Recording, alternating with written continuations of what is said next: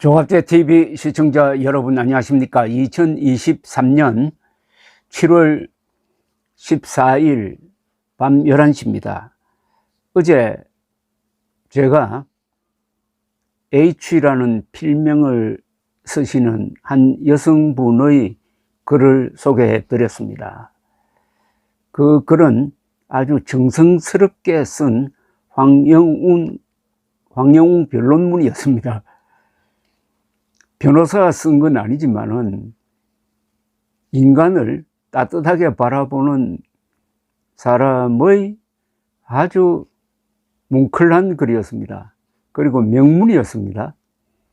그리고 생각이 깊게 표현된 글이었습니다. 이런 글을 읽으면은 여러 사람들에게 알려주고 싶은 충동이 생깁니다.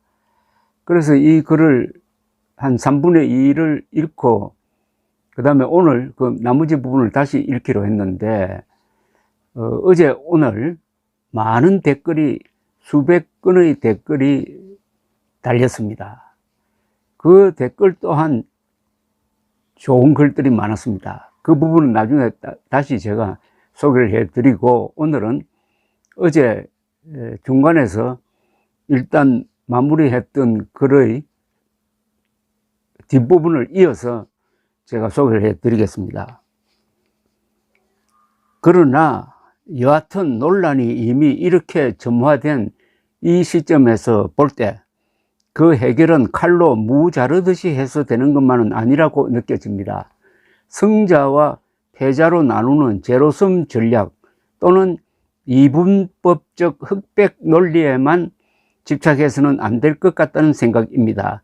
일탈이 없었더라면 좋았겠지만 이렇게 뒤늦게라도 자기 재능을 살려 넓은 세상에 나와 인정을 받고 노래로 사람들에게 이 기쁨을 주는 훌륭한 일을 하면서 어린 시절 몰랐던 때의 방황과 짧았던 생각들을 돌아보고 그때 피해를 준 친구들이 있다면 진심으로 용서를 구하여 서로의 마음을 풀고 함께 성장해 나가며 예전의 자기와 같은 상황에 있는 방황하는 많은 아이들에게 어려움을 극복한 선배로서 깊이 있고 뼈있는 인생 조언을 해주는 사람이 오히려 이 사회에는 훨씬 필요하고 그 긍정적인 파급 효과가 한결 클 수 있다는 생각을 해볼 필요가 있습니다.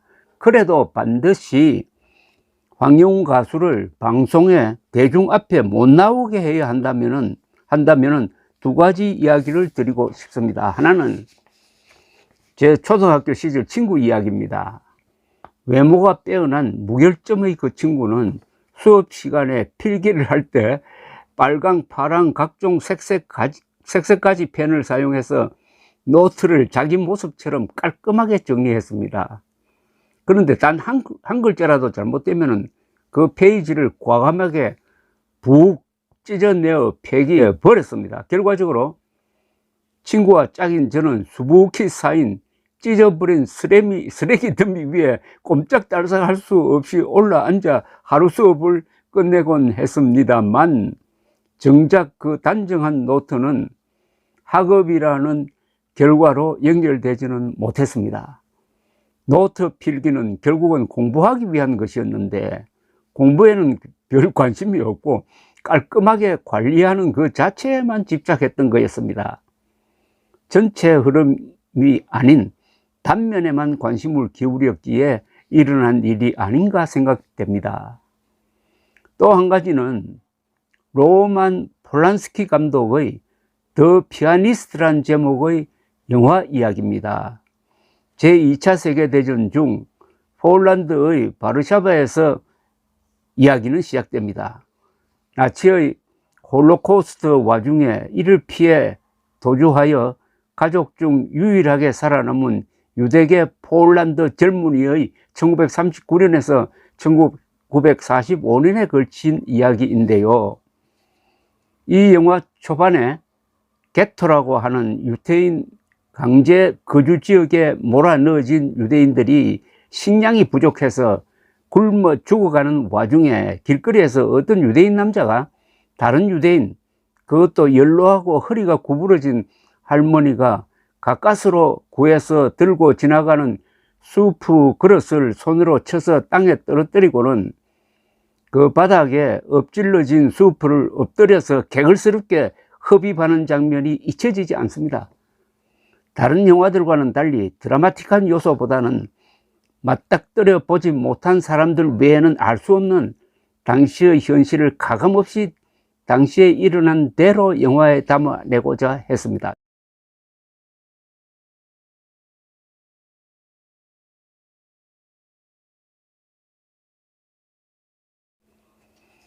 요점은 이 영화의 주인공이 피아니스트였는데 아슬아슬하게 도망다니다가 마지막으로 폐허가 된 어느 건물에 몸을 숨기고 그곳을 독일군 장교가 순찰하게 되면서 일어난 사건에 대해서입니다.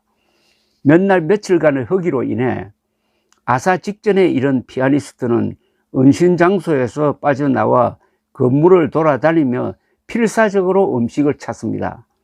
마침내 발견한 통조림이 굴러떨어져 이를 주우려 하는 순간 순찰 중이던 그 대위와 딱 마주치게 됩니다. 대위가 묻습니다. 뭐 하는 사람이요? 그는 피아니스트라고 대답합니다. 그러자 대위는 옆의 피아노를 가리키며 쳐보라고 합니다. 그때 그가 허기와 죽음의 공포에 떨면서 마지막 남은 혼신의 힘을 다해서 연주한 곡이 쇼팽 발라드 1번. 깊은 가을밤 푸르스름 달빛이 바람에 출렁이는 도도한 강물결에 시시각각 부딪혀 부서져 나가는 듯한 그 슬픈 듯 무심한 듯 하면서도 맑고 장중한 울림. 그 전체주의 나치 정권 산하의 독일군 대위는 극비리에 이 유대인 피아니스트를 살려줍니다. 리스크를 무릅쓰면서 전쟁의 와중에 군법까지도 과감히 뛰어넘어서 말입니다. 저도 이 피아니스트라는 영화를 한 3번 봤습니다. 오히려 음식을 구해다가 피아니스트가 숨어있는 곳에 넣어주고 마지막으로 떠날 때는 추위를 피하라고 자기의 코트까지 벗어주고 갑니다. 이것은 모두 진짜 일어났던 일들입니다. 독일 패전 후 피아니스트의 구명운동에도 불구하고 장교는 소련의 포로수용소에서 길지 않은 생을 마감하게 됩니다만 그의 덕택에 젊은 피아니스트는 살아남아 주옥 같은 작곡들과 아름다운 연주로 수많은 사람들에게 깊은 감동과 울림을 주게 됩니다. 또한 당대의 뛰어난 동료 음악가들과 함께 조국 폴란드를 가히 음악의 나라로 만드는 데 훌륭한 역할을 하게 됩니다. 뿐만 아니라 목숨을 부지할 수 있었던 덕택에 처절했던 나치 치하의 경험에 대한 회고록을 남길 수 있었는데 이 영화 더 피아니스트는 바로 그 기록에 기반해 제작된 것입니다. 칸 영화제 2002년에서 황금 종려상을 수상하게 되는 이 영화는 그 독일 대위 이야기는 물론 피아니스트가 몸소 체험한 실상을 담담하게 세상에 널리 알리며 큰 반향과 성찰을 불러일으키게 됩니다. 피아니스트의 이름은 브라디슬로프 스필만입니다. 1911년에 태어나서 2000년에 돌아가셨다고 합니다. 스필만의 이 회고록은 대답하기 난해한 많은 인간적, 사회적, 철학적 화두들을 허공에 사무치게 메아리치도록 던져 놓았습니다. 자유민주주의 체제 내에서 우리에겐 법적으로, 윤리적으로 황영웅이라는 가수 그리고 그의 노래가 좋다 싫다 할 권리는 있어도 그에게 노래를 불러라 부르지 말라 압박할 권리는 없습니다. 대중 앞에 나오라 나오지 말라 압박할 권리도 없습니다. 제 생각에는 황영웅에 대한 일방적인 여론재판에 염려를 표하는 사람들 마음의 많은 부분을 아둔한 팬심이 아닌 통찰이라는 관점에서 읽어야 한다고 느껴집니다. 이 두 문단이 이 H란 여성이 말하고자 하는 요지를 압축한 겁니다. 자유민주주의 체제 내에서 우리에겐 법적으로 윤리적으로 황영웅이라는 가수 그리고 그의 노래가 좋다 싫다 할 권리는 있어도 그에게 노래를 불러라 부르지 말라 압박할 권리는 없습니다. 대중 앞에 나오라 나오지 말라 압박할 권리도 없습니다. 너무나 명쾌한 규정입니다. 황영웅들은 노래 부르지 말라고 하는 자가 있다면은 이 자는 폭군입니다. 저 북한의 김정은과 같은 자입니다. 그것은 법적으로도 말도 안 되고 도덕적으로는 더 말도 안 된다는 이야기입니다. 그런데 그런 전체주의 폭군과 같은 자들이 어디에 있느냐? 언론이란 영역에 있다는 겁니다. 또는 다른 문제에서는 저 정치권 영역에 이런 자들이 있습니다. 더구나 황영웅은 한 개인입니다. 한 개인의 기본권, 직업 선택의 자유, 양심의 자유, 사생활 보호를 받을 자유를 무시하고 황영웅들어 노래 불러라, 부르지 마라 라고 압박하는 자가 있다면은 그 자는 대한민국 사회가 건강성을 유지하기 위해서는 좀 응징을 할 필요가 있다는 거죠. 그 다음 마지막 문장. 제 생각에는 황영웅에 대한 일방적인 여론재판에 염려를 표하는 사람들 마음의 많은 부분을 아둔한 팬심이 아닌 통찰이라는 관점에서 읽어야 한다고 느껴집니다. 아둔한 팬심이라고 어느 기자가 황영웅 편드는 사람을 매도한 적이 있습니다.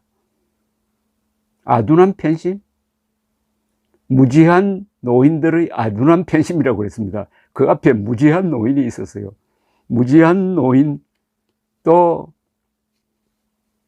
인격 모독이 아니라 인간 모독이죠.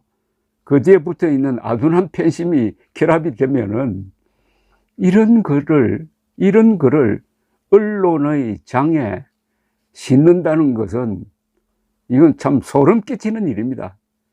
그런데 이런 인간 말살적인 이런 막말이 쌓여서 거기에 황영웅이라는 한 개인이 이렇게 지금 주눅들고 이렇게 핍박받고 있습니다. 거기에 분노한 H 선생의 이 글은 최근에 읽어본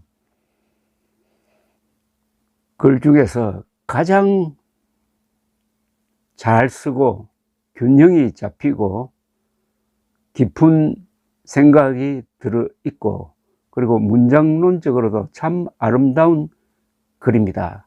한글 전용어로 해서 한국의 국민들의 어휘력과 문장력이 지금 퇴보하고 있는 가운데 이런 글을 발견하게 되어서 이 또한 황영웅 덕분이 아닌가 하는 생각이 듭니다. 감사합니다.